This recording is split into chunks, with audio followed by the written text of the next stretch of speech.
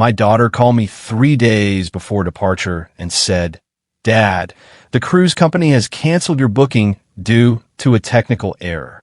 I am 60 years old, and I've spent the last 26 years as a logistics coordinator for a freight distribution company outside Nashville, Tennessee. If you've ever wondered who makes sure your patio furniture shows up at the store 2 weeks before Memorial Day, that was me, sitting in a cubicle with 3 monitors and a coffee mug that says "World's Okayest Dad," which my daughter bought me as a joke that turned out to be more accurate than either of us knew at the time. My wife, Denise, and I got married in June of 1992. We had our daughter, Ashley, 2 years later, and this past spring we celebrated our 34th anniversary. I wanted to do something bigger than our usual dinner at the steakhouse on Franklin Road. So, I decided on a 12-day Mediterranean cruise. 2 cabins, one for Denise and me, one for Ashley and her husband Brian. I paid the full $8,400 myself back in February, non-refundable deposit and all, because that's the kind of thing you do for your wife after 34 years of putting up with your snoring. Denise is 58, sharp as a tack about everything except her own crossword puzzle, which she will not let anyone help her with, even when she's stuck on 11 across for 3 days straight. She runs the volunteer coordination desk at St. Vincent's Hospital 3 days a week. She has never once let me get away with anything in 3.5 decades. And she was the one who actually suggested I let Ashley handle the booking, since Ashley had gone and gotten her travel advisor certification 2 years earlier and worked out of a small boutique agency downtown, Meridian Travel Partners. "Denise, let her do something for you for once, Gary. She's always saying nobody in the family uses her for anything." So I did. I gave Ashley my dates, my budget, and my credit card number, and she built the whole itinerary through her agency's cruise line portal, which meant the booking sat under her professional login as the agent of record, with me listed as the traveler and the payer. I want to be honest, that part still eats at me a little. I trusted her with it because she asked me to. Ashley married Brian Coburn about 14 months ago, and her mother-in-law, Linda Coburn, had been dropping comments since the wedding about feeling like an outsider in the family. In April, I stopped by Ashley's house to drop off a ladder and heard her on the phone in the kitchen before she knew I was there. "Ashley, Linda, I hear you." "Okay, I hear you. Just give me some time to figure something out. I am not made of vacations. I do not think much of it." Ashley has always tried to fix everyone's feelings for them, ever since she was a kid, smoothing things over between Denise and her mother. I figure it was just Ashley being Ashley. 3 days before we were set to fly out of Nashville, Ashley called me on a Tuesday evening while Denise and I were watching the news. "Ashley," voice tight, "Dad, I just got off at the cruise line. There's some kind of technical error on their end, and your reservation got canceled." I sat straight up. "Gary, cancel how?" She said something about a duplicate booking conflict in their reservation system that would take at least a week to untangle, well past our departure date. I asked if she was sure. She said she'd spent 40 minutes on hold confirming it herself, agent to agent, professional to professional. I told her I would call them myself in the morning just to understand it. She said there was no point, it was already gone, and I shouldn't waste my morning on hold for nothing. I did not sleep much that night. Something about the way she rushed past my offer to call kept turning over in my head. The way a receipt looks fine until you actually add up the numbers yourself. The next morning, I called the cruise line myself. The agent, a woman named Priya, went quiet for a second longer than felt normal. "Priya, sir, I'm showing this booking is still active, but the agent of record made a change to it on May 30th. The passenger names on cabin 1 were updated, and the agency commission contact was revised.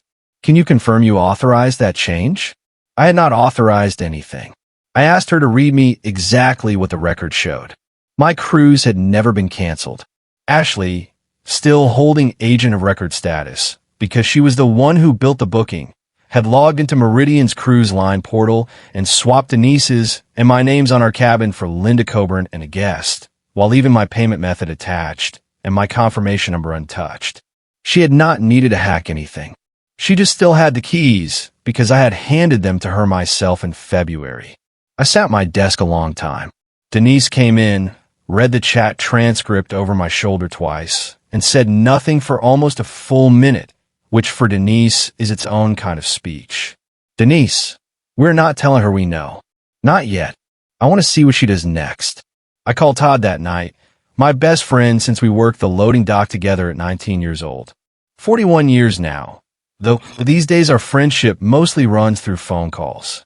He answers on the first or second ring no matter what he's doing. I told him everything. He was quiet. Todd, Gary, I'm going to ask you something, and I want you to actually think about it before you answer. Did some part of you already know, and you just didn't want to be right? Gary, probably. Todd, yeah, that tracks. You've always been like that with her. So what do you want to do? Because I'll drive up there with you right now if you want company. I told him not yet. I told him I wanted to do this quietly first. The next morning, I called the cruise line back and formally reported the booking as altered without my authorization, which put a security flag on a reservation requiring identity verification at boarding. I called my credit card company and put a dispute marker on file in case charges came back questioned. Then I called Renee Castellano, a lawyer I'd used years earlier for a property line dispute, mostly because Renee is the calmest person I know in a crisis. I explained the agent of record situation. Renee, okay, here's the thing, Gary. She didn't break into anything. She used access you gave her, which actually makes this messier for her professionally not less serious, because her agency has rules about using client accounts for personal benefit. And cruise lines take agent misconduct seriously, since it affects their relationship with the whole agency. She said she'd draft a letter to Meridian's compliance department if I wanted 1 cent, and asked if I wanted to press it that far. I told her I wasn't sure yet. I just wanted my cruise back and the truth out in the open. Departure day came. Denise and I flew to Rome as planned, on our own untouched tickets. We checked into the terminal in Civitavecchia at 11 a.m. We did not call Ashley. We did not warn her. At the boarding desk, when Ashley and Linda presented my confirmation number, the check-in agent asked for identification matching the flag booking. Ashley's name was not even on the passenger manifest anymore. Linda's was, and neither of them could produce the original payment card tied to the reservation because that card was in my wallet, and I was already inside the terminal on the correct side of the gate with a bottle of water I had way overpaid for. My phone did not ring while I stood there with my own valid ticket. It started 40 minutes later, once we were on board and the ship's Wi-Fi connected. 91 missed calls between Ashley and Linda by the time we docked that evening. I did not answer a single one until we were back in Nashville 12 days later. When I finally sat down with Ashley, it was at my kitchen table, not hers. 2 weeks after we got home, Denise sat beside me, arms crossed, not saying anything yet, just watching. Ashley started talking before she even pulled out the chair. Ashley, Dad. I panicked. Linda would not let it go. She kept saying things at every dinner. And I thought if I just quietly moved the cabin, nobody would even notice until it was already done and everybody was happy. I let her finish. Then I said one fact. Gary, you did not move a cabin, Ashley. You used my money and my name to buy your mother-in-law's approval, and you were going to let me find out from a stranger. She said she was going to tell me eventually, once everyone was already on the ship, and it was too late to make it awkward. Denise finally spoke. Denise, Ashley, that is not a plan. That is a hope that your father would just swallow it once it was inconvenient to complain. Ashley went quiet. I told her Renee already had the portal log with her agency credentials. Time-stamped 9:14 p.m. on May 30th. Her face changed then, not dramatic, just still. The kind of still where you can tell someone finally did the math themselves instead of waiting for someone else to do it for them. Meridian Travel Partners opened an internal compliance review after the cruise line's partner relations team flagged the unauthorized passenger change on a client account. Ashley was suspended from handling client bookings for 4 months, required to complete a compliance retraining course, and lost her standing to book under the agency's preferred cruise line partnership, which had been the whole reason clients came to her. I chose not to pursue a formal fraud complaint through Renee, mainly because Denise asked me to give her one real chance to make it right, And because Ashley repaid the $8,400 in full within 6 weeks, in payment she set up herself without being asked twice. Linda Coburn sent Denise a handwritten apology and hasn't brought up cruises since. Brian did not defend his mother's part in it, and told Ashley plainly he thought what she did was wrong, which did more for their marriage's honesty than anything I could have said to either of them. It's been 4 months now.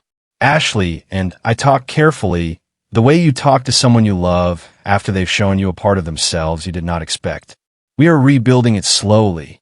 Todd says that's the right pace, and that rushing it would just be me doing the same thing to myself that got us here. Avoiding an uncomfortable truth because it's easier. Renee says I handled it the way she would have, with paperwork instead of shouting, which she says is rarer than people think. Last Sunday, Denise and I sat on the back porch with the real photos, the ones from the actual trip. Todd came by with a six-pack and asked how I was holding up.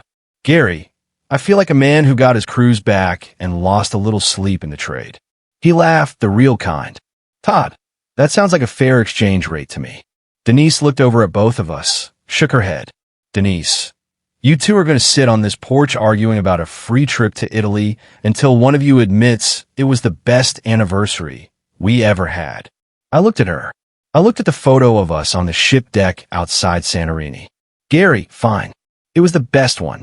She smiled, picked her crossword back up, and said without looking up, Denise, 11 across is still driving me crazy.